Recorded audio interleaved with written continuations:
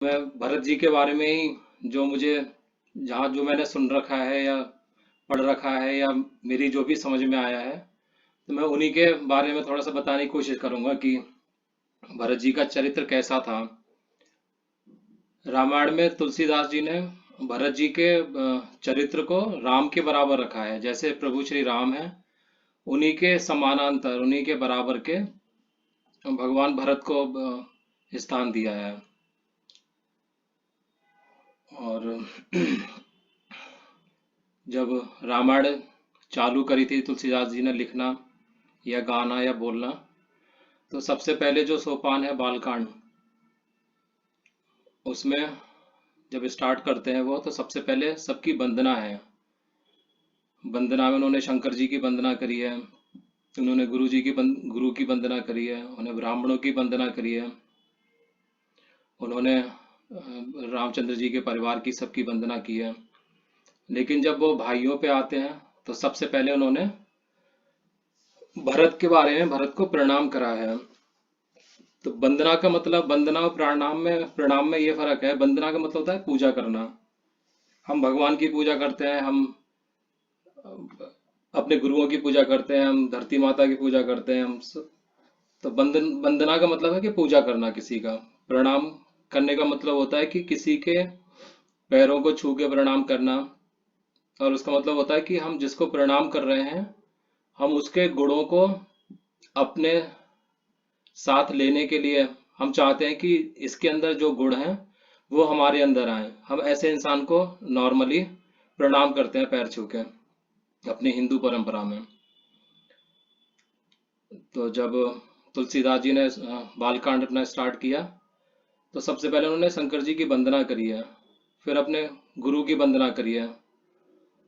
गुरु की वंदना में उन्होंने बोला, बंदौ गुरु पद पदमो परागा, सुरचि सुभाष सरस अनुरागा। फिर उन्होंने ब्राह्मणों की वंदना करी है, फिर उन्होंने दशरथ जी की वंदना करी है, फिर उन्होंने कौशल्या माता की वंदना करी है। जब वो भाइयों पे आए, तो सबसे पहले उन्होंने फिर भाइयों में भी सबसे पहले रामचंद्र जी से ही पहले भरत जी को प्रणाम किया है। उन्होंने सबसे पहले गाया, प्रणवौ प्रथम भरत के चरना, जासु नेम व्रत जाय न बरना। राम चरण पंकज मन जासु, लुब्ध मधुप एव तजई न पासु। इसका मतलब है कि प्रणव प्रथम भरत के चरना, कि सबसे पहले सभी भाइयों में सबसे पहले मैं भरत के चरण में प्रणाम करता हूँ। फिर आगे है इसमें कि जासु नेम व्रत जाए न बरना। जासु मतलब जिसका, नेम मतलब नियम, जिसके नियम और व्रत ऐसे हैं कि जिनका वर्णन नहीं किया जा सकता, जिनके बारे में हम बता नहीं सकते कि कितने बड़े वो नियमधारी हैं, कितने बड़े वो व्रतधारी हैं। और फिर आगे उन्होंने बोला कि राम चरण पंकज मन जासु, मतलब जिनका मन हमेशा अपने प्रभु श्री राम जी के चरणों में लीन रहता है। वो कुछ भी करें, कुछ भी काम करें, लेकिन उनका मन हमेशा अपने प्रभु श्री राम के चरणों में ही लगा रहता है, लीन रहता है। जैसे भौरा अपने फूल के पास ही हमेशा मंडराता रहता है, फूलों के पास ही मंडराता रहता है, वैसे ही जो भरत का भौरा रूपी मन है, वो हमेशा अपने प्रभु श्री राम के पंकज यानी चरण कमलों में ही हमेशा लगा रहता है। फिर आगे कहते हैं वह, लुब्ध मुदुप एव तजई न पासु। लुबुद मतलब दोष, और मुदुप मतलब राग, कि जिनके अंदर न राग है न दोष है। राग मतलब अगर हमारी कोई जब हम प्रशंसा करता है तो हमें बड़ा अच्छा महसूस होता है, तो वो राग होता है। तो अगर भरत ऐसे थे कि अगर उनकी कोई प्रशंसा भी करता था, उनकी कोई सराहना भी करता था, तब भी उन्हें कोई फर्क नहीं पड़ता था। और लुबुद का मतलब है कि दोष, ईर्ष्या, हमें किसी को देख के ईर्ष्या हो जाए। तो ना उनके पास में राग था, ना उनके अंदर दोष था। वो हर तरह से बहुत ही अच्छे चरित्र के इंसान थे कि उनके जैसा चरित्रवान इस पृथ्वी में, इस संसार में कोई हुआ ही नहीं।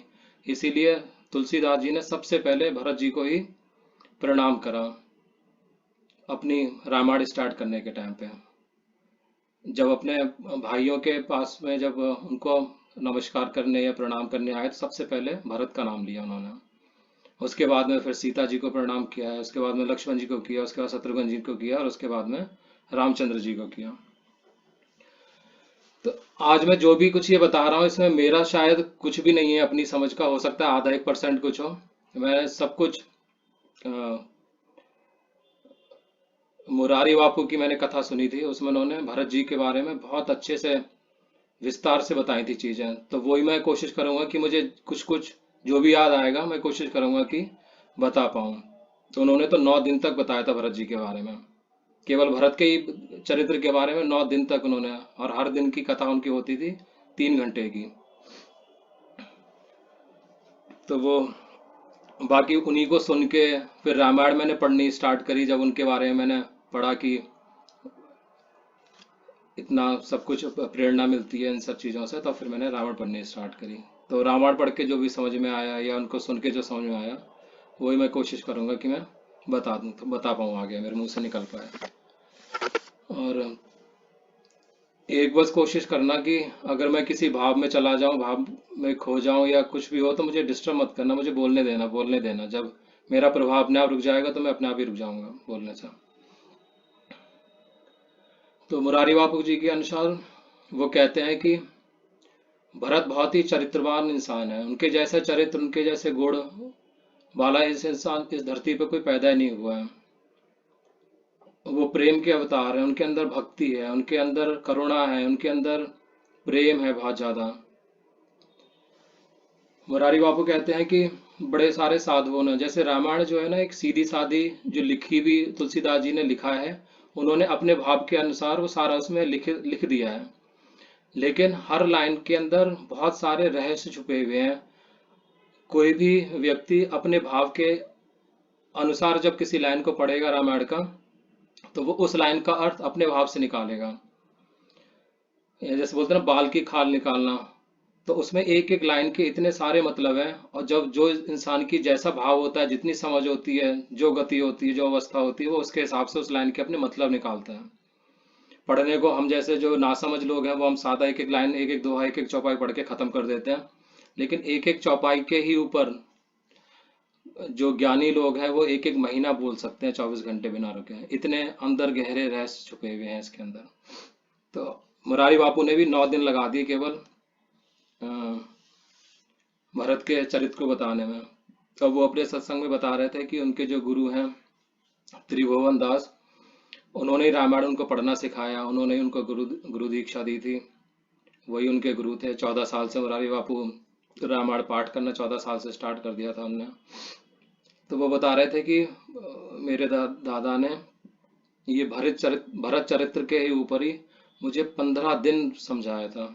बाकी जो दूसरे चरित्र हैं, जो इतने कैरेक्टर हैं रामायण के अंदर, वो अपने 1 दिन में 2 दिन में निपटते चले गए, सारी कहानी खत्म होती चली गई। लेकिन भरत चरित्र ऐसा है कि उन्होंने बहुत विस्तार से समझाया। तभी जब जो इंसान भरत के चरित्र को समझ पाएगा, तभी उसके अंदर रामायण को अच्छे से समझने की समझ पैदा होती है, तभी वो रामायण को अच्छे से समझ पाएगा। जब तक जो इंसान भरत को नहीं समझेगा, तो वो ना राम को समझ पाएगा, ना वो फिर वो हनुमान को समझ पाएगा, ना वो सीता माँ को समझ पाएगा। उसके अंदर वो भाव ही जागृत नहीं हो पाएगा। वो पढ़ने को पढ़ लेगा लेकिन समझ नहीं पाएगा। तो इसलिए भरत चरित्र बहुत समझना या भरत के बारे में समझना बहुत जरूरी है। तो मुरारी बापू बता रहे थे कि बहुत सारे इस दुनिया में, अपने भारत में साधु संत ज्ञानी पुरुष हुए हैं। उन्होंने भी, बहुत सारे लोगों ने भरत के चरित्र की व्याख्यान करी है, विशेषता बताई है कि भरत कौन थे, भरत कौन है आज के टाइम पे भी, किसे हम भरत कह सकते हैं, कौन ऐसा व्यक्ति जिसे हम भरत कह सकते हैं। तो भरत के गुण जो जो बताए गए हैं, वो सारे गुण जिस व्यक्ति के अंदर है उसको हम एक तरह से भरत कह सकते हैं। तो उसी में बताते हुए चरित्र के बारे में बताते हैं कि भरत हम किसको कह सकते हैं। तो भरत का जो नाम है वो भा से स्टार्ट होता है, भा शब्द, भा अक्षर से। तो किसी साधु ने भा अक्षर से निकाला कि भरत वो है जो भा से भक्त, जो भक्त है वो है आपका भरत।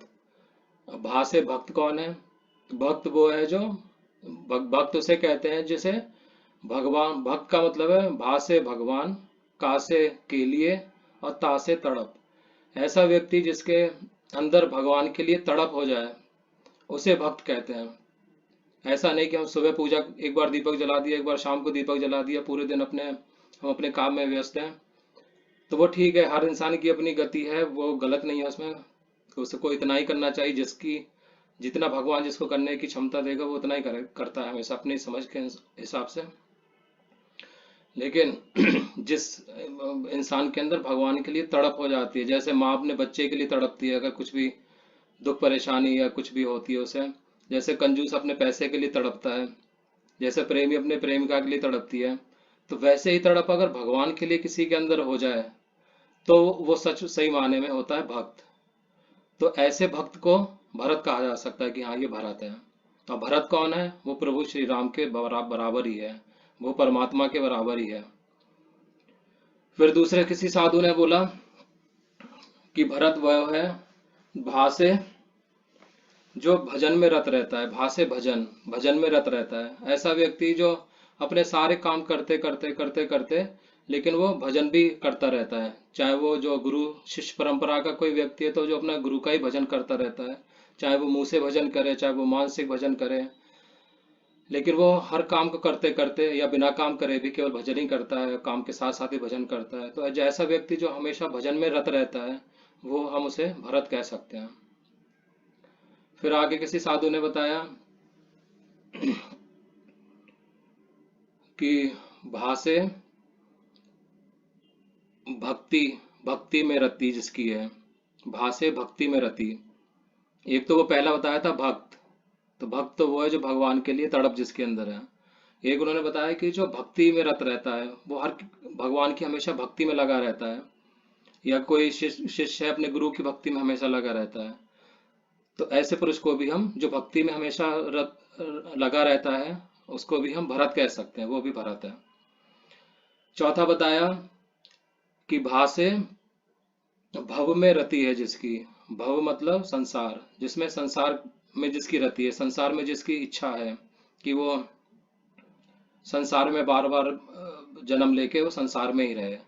लेकिन हमेशा ग्रंथों में या गुरु शिष्य परंपरा में बोला जाता है कि इस संसार को जितनी जल्दी छोड़ के जाओ उतने ही अच्छे रहोगे, उतने ही तुम्हें आनंद प्राप्त होगा। तुम्हें ये संसार तो नरक है, अपने भोगने पड़ते हैं संसार, ये तो माया जाल है, इसको छोड़ के जाओ, मुक्त हो। लेकिन यहाँ पे किसी ने, साधु ने बोला कि भरत वह है जो भव में जिसकी रति है, जो भव में संसार में बार बार आना चाहता है। तो उनसे, साधु से पूछा गया कि ऐसा आप क्यों कह रहे हो? क्योंकि शास्त्रों में, वेदों में, पुराणों में तो ये लिखा है कि जल्दी से जल्दी मुक्ति करो, अपनी परमात्मा में जाके विलीन हो जाओ, संसार में आने जाने का चक्कर खत्म करो। उनका अपना भाव था। वही मैं कहना चाह रहा हूँ कि हर किसी का जो भाव होता है वो अपने भाव से बात को समझाता है, कहने की कोशिश करता है। तो उस इंसान का भाव था कि संसार में रहे। तो उनका कहने का मतलब ये था कि जब मैं संसार, अगर मैं मुक्त हो गया तो मेरी जो ये जो पहचान है, मेरा जो ये आइडेंटिटी है वो खत्म हो जाएगी, खत्म हो जाऊंगा मैं तो परम ब्रह्म ब्रह्म में जाके मिल जाऊंगा, मेरा कुछ अस्तित्व नहीं बचेगा। लेकिन जब मैं शरीर लेकर संसार में रहूंगा तभी मेरे पास मुझे मौका मिलेगा कि मैं भजन कर सकूं, मैं भक्ति कर सकूं, मैं भगवान का भक्त बन सकूं। तो मैं चाहता हूं कि मैं जन्म जन्म इस पृथ्वी पे ही रहूं, इस संसार में रहूं, इस भव में ही रहूं, और अपने प्रभु की भक्ति करता रहूं भरत। तो ऐसा इंसान भी को भी किसी साधु ने भरत बोला कि ऐसा इंसान जो संसार में जिसकी रति है लेकिन संसार में रह के माया में दिलचस्पी ना होके वो भगवान के लिए संसार में रहना चाहता है, वो भरत है। फिर एक किसी ने, साधु ने बताया कि आप उस व्यक्ति को भी भरत कह सकते हो जो जिसको भय है। अब उनसे पूछा किसी साधु से कि भाई अगर कोई भक्त है जो भगवान में हमेशा लीन रहता है जिसको गुरु का सहारा है, जिसको भगवान का सहारा है, उसे किस चीज का भय हो सकता है। तो उन्होंने अपना समझ बताया, अपना ज्ञान बताया कि जो भक्त होता है या जो शिष्य होता है, वो हमेशा अपने मन में ये सोचता है कि उससे कहीं कोई छोटी से छोटी कोई ऐसा काम ना हो जाए, कोई ऐसी चूक ना हो जाए जिससे उनका प्रभु या उनका गुरु को कष्ट हो, कोई दुख हो या कुछ गलत हो जाए। हम नॉर्मल सांसारिक लोग भी जब पूजा करते हैं तो हमें यही लगता है कि हम कहाँ बैठे, किधर बैठे हैं, कैसे बैठना है, क्या सामग्री रखनी है, जिससे हमें कोई गलती ना हो जाए, कोई चूक ना हो जाए। तो वैसे भी जो भक्त होते हैं, जो या शिष्य होता है गुरु शिष्य परंपरा में, वो यही सोचता है कि हमसे कुछ ऐसा छोटा भी काम ना हो जाए जो हमारे गुरु को दुख पहुंचाए या हमारे भगवान को दुख पहुंचाए।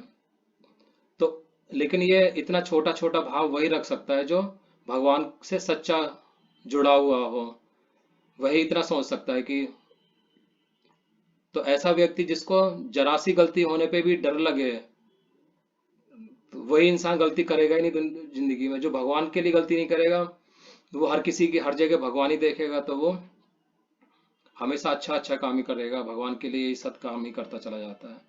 तो ऐसा इंसान जिसको भय लगे, तो ऐसे इंसान को भी किसी साधु ने भरत बोला है कि वो, हम उसे भरत कह सकते हैं। तो ये जो 5 विशेषताएं हैं, ये विशेषताएं जिस व्यक्ति के अंदर अगर किसी को लगे, तो मुरारी बापू कहते हैं कि आप उसको भरत कह सकते हो, उसको भगवान के बराबर तुलना कर सकते हो। तो ऐसे तो बहुत बड़े संत पुरुष महात्मा, पता नहीं कब सदियों में कोई एक ऐसा आता है जिसके अंदर ये गुण होते हैं, या वो अपने किसी गुरु के कृपा से ये विकसित कर लेता है। नहीं भी होते हैं तो वो विकसित हो जाते हैं।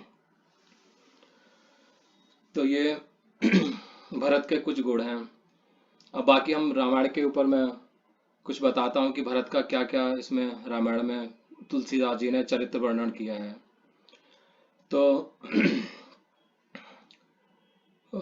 जब ये राम जी को वनवास दिया गया था, या राम जी को जब राज सिंहासन राजाभिषेक करने के लिए तिथि फिक्स हुई थी, डेट फिक्स हुई थी, तो उस समय भरत और शत्रुघ्न अपने ननिहाल में गए हुए थे, वो यहाँ पे थे नहीं। इसी बीच में राम जी का राज अभिषेक की तिथि तय कर दी दशरथ जी ने अपने गुरु वशिष्ठ से मिलके। और उसके बाद हर किसी ने रामायण देखी भी है, पढ़ी भी है, सुनी भी है कि कैसे कैकेयी की मति भ्रम हुई, क्योंकि भगवान राम को अपने और दूसरे काम पूरे करने थे, राक्षसों का विनाश करना था। तो कैकेयी ने कैसे राजा दशरथ से 2 वर मांगे कि भरत जी को राज्याभिषेक और राम जी को 14 साल का वनवास। तो जब ये दोनों काम हो जाते हैं, राजा जी उनके राम के वियोग में खत्म भी हो जाते हैं, तब फिर गुरु वशिष्ठ उनको अपने दूतों को भेज के भरत जी और शत्रुघ्न जी को ननिहाल से बुलवाते हैं। जब वो आते हैं यहाँ पे, उन्हें पता चलता है कि ऐसा ऐसा हुआ है, तो वो बहुत ज़्यादा दुखी होते हैं। अपनी माँ कैकेयी को बहुत ज़्यादा कोसते हैं कि तू पापिनी है, तूने मुझे जन्म देने से पहले ही मुझे क्यों नहीं मार दिया।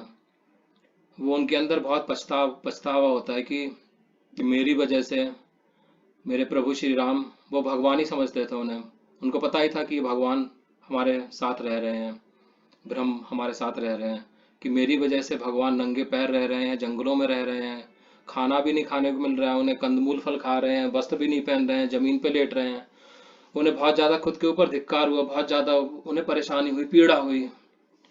एक एक सेकंड उन्हें सदियों के बराबर प्रतीत हो रहा था।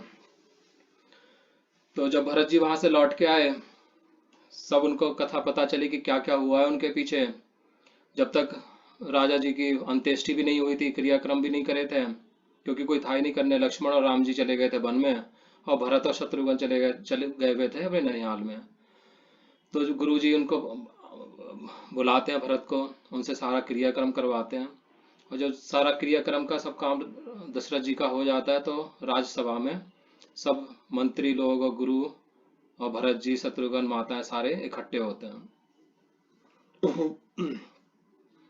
तो गुरु वशिष्ठ उनको बताते हैं भरत जी को कि राजा ने मरते मरते तुम्हें राज अभिषेक, ये राज तुम्हें करने के लिए दिया है, तो तुम उनकी आज्ञा का पालन करो और ये राज संभालो, और 14 साल तक अपना ये राजभार संभालो, प्रजा की सेवा करो, ये तुम्हारा धर्म है। राजा होने के नाते तुम्हारा धर्म है, तुम्हारा कर्तव्य है प्रजा की देखभाल करना। तो वो सुनते रहे। हो सकता है 10 मिनट में ये जूम मीटिंग खत्म होगी, खत्म हो जाएगी तो दोबारा बताना, दोबारा ज्वाइन करेंगे। तो भरत जी, गुरु परंपरा में क्या होता है कि हम गुरु की सारी बातें, जो भी गुरु कहता है उसकी बात हम सिरोधरी मान के हमें उसकी बात को मानना पड़ता है। हम उसमें कोई भी इफ और बट, कोई भी इधर उधर हम नहीं कर सकता कोई भी शिष्य। ये शिष्टाचार की श्रेणी में आता है। अगर कोई गुरु की बात काटेगा तो उसको बहुत पाप मिलता है। ये पुराणों में, वेद पुराणों में ऐसा कहा गया है कि गुरु को भगवान से ऊपर की उपाधि दी गई है, तो गुरु की बात को शिष्य बिना किसी अपना बात रखे, जैसा गुरु कहे उसको वैसा करना चाहिए। ये हिंदू की परंपरा में रहा है। तो जब गुरु शिष्य वशिष्ठ उनको बता रहे थे भरत जी को, तो वो सुनते रहे, सुनते रहे, सुनते रहे, सुनते रहे। बहुत सारे मंत्रियों ने भी अपने उपदेश दिए, माताओं ने भी उनको बोला कि जो होना था हो गया, अब तुम इसको संभालो, राज्याभिषेक अपना करा लो। आधा घंटे तक सब ये जब सब कुछ चलता रहा, तब भरत, जो इतने शिष्टाचार थे, इतना धर्मात्मा थे, धर्म का आचरण करने वाले थे, गुरु का इतना सम्मान करने वाले थे, उन्होंने गुरु के अगेंस्ट बात बोली वहां पे खड़े होकर, केवल अपने प्रभु श्री राम के दुख की वजह से। उन्होंने बोला कि गुरु जी मुझे माफ करना, मैं आपकी बात को काटना नहीं चाहता हूँ, लेकिन मैं पूरी आपसे भी और पूरी सभा से यही पूछना चाहता हूँ कि अगर कोई व्यक्ति बीमार है तो उसको अगर हम सुख सुविधाएं दें, अच्छा खान पान दें, अच्छी फैसिलिटी दें, तो क्या उसकी बीमारी खत्म हो जाएगी? किसी व्यक्ति की अगर बीमारी है तो उसकी जब तक औषधि आप नहीं दोगे तब तक उसकी बीमारी खत्म नहीं होगी। तो वैसे भी वही क्या है, मुझे जो बीमारी लगी है वो मुझे अपने प्रभु श्री राम और अपने बड़े भाई की जो विरह की जो बीमारी लगी है, जिससे मैं तड़प रहा हूं अंदर, तो उसकी ये राज देकर या और सुख सुविधाएं भोग विलास करके वो मेरी अंदर की बीमारी खत्म नहीं होगी, और मैं एक ना एक दिन खत्म हो जाऊंगा इस बीमारी से। अगर आप लोग सब सचमुच मेरी बीमारी दूर करना चाहते हो तो भगवान प्रभु श्री राम जी के पास चलो, उनको वापस लेके आओ, वही इसके हकदार हैं। बड़ा भाई ही हमेशा राज का अधिकारी होता है, छोटे से पहले बड़े भाई का ही इस पे अधिकार होता है। भले ही मेरी माँ ने कैसी चालाकी करके वर मांग के मुझे राज दे दिया, दिलवा दिया, लेकिन सही में जो हकदार हैं वो बड़े भैया ही हैं। तो ये बात सुनकर उनके गुरु ने बुरा नहीं माना, उन्होंने कहा कि सही में आप बिल्कुल सही बात कह रहे हैं, हमारे मन पे ही, हमारी बुद्धि पे ही ये ज्ञान का थोड़ा सा, धर्म शास्त्रों का पर्दा पड़ गया था। हम वचन जो राजा दशरथ देखे गए थे उसको पूरा करने के लिए सब कह रहे थे, लेकिन आप सही कह रहे हैं। आप तो पूरी प्रजा यहाँ की इतनी व्याकुल है, माताएं इतनी व्याकुल हैं, पूरा अयोध्यावासी सारे इतने व्याकुल हैं, आपकी दशा कौन जान सकता है कि आप अंदर से कितने व्याकुल हैं। तो सभी का भला इसी में होगा। भरत जी ने बोला सबका भला इसी में होगा कि हम सब पूरे राज्य की राजाभिषेक की सामग्री लेके, जो जो जरूरत में आता है सब लेके वहीं वन में चलते हैं, प्रभु जी के पास में चलते हैं, वहीं पे उनका राज्याभिषेक करेंगे और उनको वापस मना कर लेके आएंगे। और ये सब बात उनको, सभी लोगों को ये बात पसंद भी आई। तो फिर सब लोग तैयारी करके राज्याभिषेक का, और सब लोग, सारी माताएं, सारी प्रजा और गुरु लोग वगैरह सारे बन जाने के लिए रामचंद्र जी के पास में तैयारी करके चलने के लिए तैयारी करने लगे। यहाँ पे ये खत्म होने वाला है, मैं इसको क्लोज कर देता हूँ, दोबारा ज्वाइन करेंगे।